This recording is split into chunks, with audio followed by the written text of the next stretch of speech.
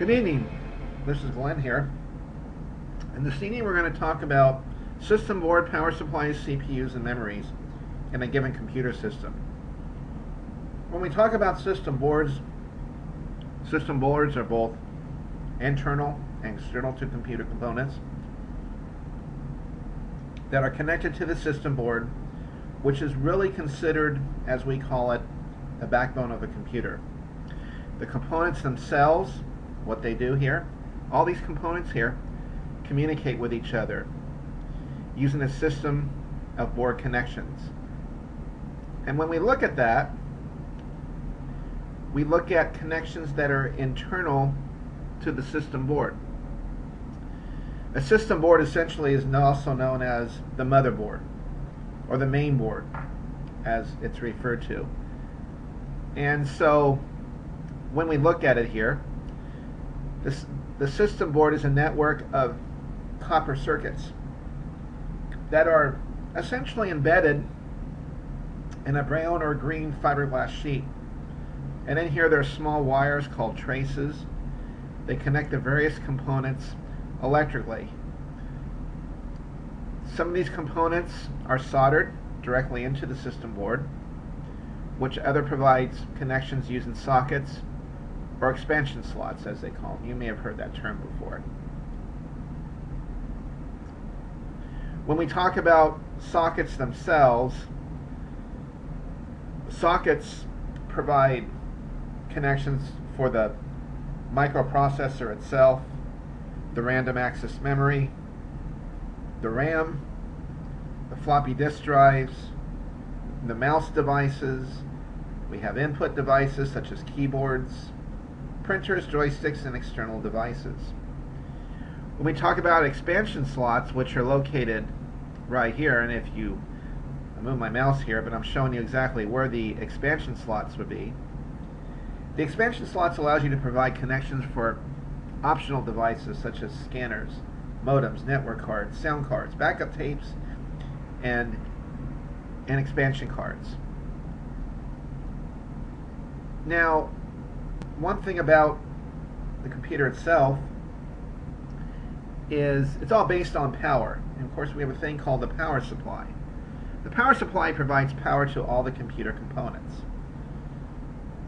To power the computer itself, the unit converts an AC source, or as we call alternating current voltage, into a direct current voltage that the computer can use. Now, the voltage to a computer components can be 12 volts DC, 5 volts DC, or 3.3 volts DC. Supplying the power to a computer generates heat, and we got to understand that. Any type of power to a computer provides heat. So the power supply, as a result of that, which is located right here, has a built-in fan, which cools the unit, prevent component failure. The AC voltage supplied by the power grid is in a relatively raw state, and because computers need to steady, clean, and reliable power source, technologies have been developed to protect computers against a potential hazard. Now, when we talk about hazards, we talk about overvoltages. It's a common problem that can essentially damage a computer. You don't want to go into the red up here. And we have two main types of overvoltages that are spikes and surges. Let's kind of talk about the two. Whereas a spike can last for a few milliseconds, okay, a surge can last for several seconds, which can essentially damage your machine. We have line conditioners which reduce voltage, overvoltages should I say, to the correct level. Line conditioners, that's what we call them. 110 volts in the United States, for an example, is the norm of what we would have in an AC outlet. Light conditioners also remove electromagnetic interference, they call it EMI, and radio frequency interference, which we call RFI, from the incoming power. Undervoltage problems include, we call them sags, we call them brownouts, blackouts, and so on. And we talk about a sag, we're essentially talking about a voltage drop that lasts for a few milliseconds. When we talk about a brownout, we're talking about a voltage drop that lasts for a second or more. Then blackouts, which can last for, the voltage can drop suddenly, anywhere between a few seconds to several minutes. Now when you talk about power supplies, you talk about all these things and things to power your computer. There are ways that you can protect your computer by using a standby power supply, or they call an SPS, at the wall socket. And what an SPS does, it monitors the line voltage and switches to a battery when the voltage drops below the cutover threshold. And it switches back to the line voltage when the threshold voltage returns. And although the SPS can protect your computer against blackouts, it cannot protect it against sags and brownouts. So the gold standard really to protect your computer, we call it a UPS, or an uninterruptible power supply at the wall socket. So the UPS differs from the SPS in that the battery power your computer continuously uses, while the supply charges the battery, your computer always runs off that battery. This arrangement also helps to condition the line as well. So the real central core to your system is we call a CPU. We talked about system boards, we talked about power supplies. Now we're going to talk about the central processing unit, or the microprocessor. And this is essentially called the brain of a computer. It coordinates and controls the functions that the different computer components need to perform.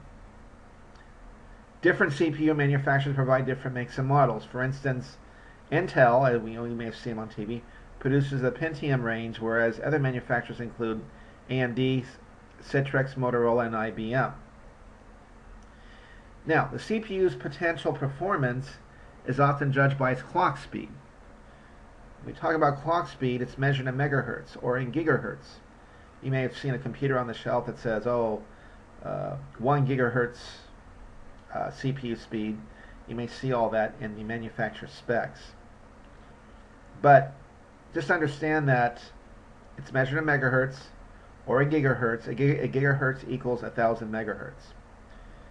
Now the first CPUs that were out there had clock speeds of approximately 4.77 megahertz, whereas Intel Pentium in late 2001 had a clock speed of greater than 1.40 gigahertz, or 1400 megahertz.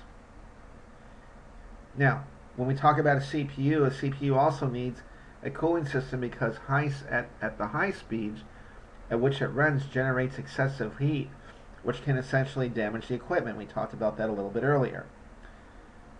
So, but a CPU itself needs a cooling system because the high speed at which it runs generates excessive heat, which, as we said, can damage your unit. The heat sink fan usually provides cooling. A heat sink is a thin metal device attached to the CPU that absorbs and radiates heat, which is located right here. The one thing we need to understand, though, about this process is, along with CPU, there's a thing called memory. Now, don't get memory confused with the type of memory you have, or the type of size hard drive you have. Memory refers to random access memory. We call it RAM chips, which is inserted into the motherboard. Program and data, and this is what a RAM chip looks like. That's a geographical drawing here. Programs and data in current use are kept in the RAM so that the CPU can access information quickly. Then we talk about memory. Although a hard disk is a type of memory, it's usually referred to as storage because it's much slower than RAM or physical memory. Got to be able to understand the two. Before a CPU can do any work on a program, a word processing application, for an example, and I'm going to talk about that, you need to move a program from storage into the RAM configuration, which is known as the loading of the program. It loads up. It takes it from the storage here into the RAM itself. The CPU then communicates the program located in the RAM. So the CPU can receive the program, which is right here, instructions much faster from RAM than it can from a hard drive where the program normally resides. Now, there's different types of RAM out there. The single line memory module, or SIMM, and dual line memory module, DIMM, which is illustrated right here, are the most common RAM packages installed on desktop computers today. Most desktops uses DIM, or dual inline memory modules. The individual chip here typically stores between 60 megabits and 512 megabits of RAM. We also have RAM that has today, which is not illustrated on here, we have RAM that's a gigabyte, 2 gigabytes, and so on. But this is what a 512 stick would essentially look like. And then, of course, we have the different types of pins that are associated with RAM. The three common sizes of DIM RAM are 168 pin, which is located here. We got a 72 pin small outline DIM for laptops, and we got a 144 pin DIM for laptops. Just remember there are three common sizes of DIM RAM. So, in addition to RAM, two other kinds of memories in the cache memory. Let's go ahead and take a look at that. Where programs and data are stored, this is going to just kind of illustrate where these things are located. Random read-only memory and when we talk about ROM, it stores non-volatile information about a device, such as a modem's basic operation and communication instructions. That's called ROM. Where the CPU looks for the data first, that's called cache memory. Where the program data in current use are stored is called the RAM. So we got the ROM, we got the cache memory, and we got the RAM. So just understand those three specific types of memory.